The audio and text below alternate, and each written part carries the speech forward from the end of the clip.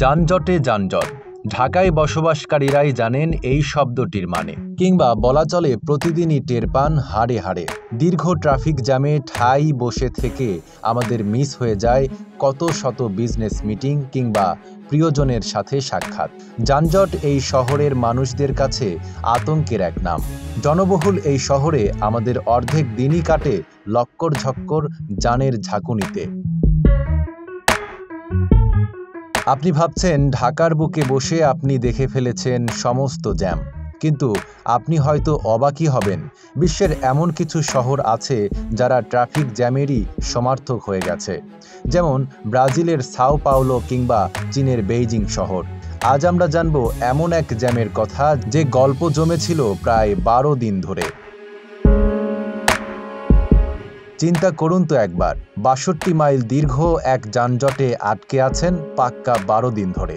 অবিশ্বাস্য শোনালেও 2010 সালের আগস্ট মাসে চীনে এরকমই এক যানজটে নাকাল হয়েছিল লক্ষ লক্ষ মানুষ।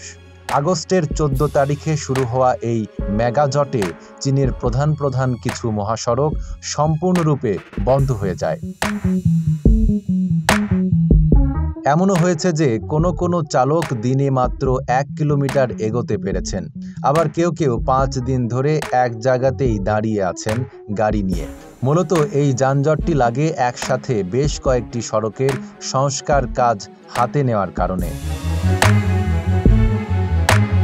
কথায় আছে না, কারো পৌষ মাস কারো আবার সর্বনাশ। এই দীর্ঘ জট স্থানীয়দের জন্য শাপে বর হয়ে এসেছিল। দীর্ঘক্ষণ আটকে থাকা চালক ও যাত্রীদের কাছে তারা চড়া মূল্যে পানি, ইনস্ট্যান্ট নুডলস, সিগারেট এবং অন্যান্য নিত্য ব্যবহার্য জিনিসপত্র বিক্রি করতে লাগলো।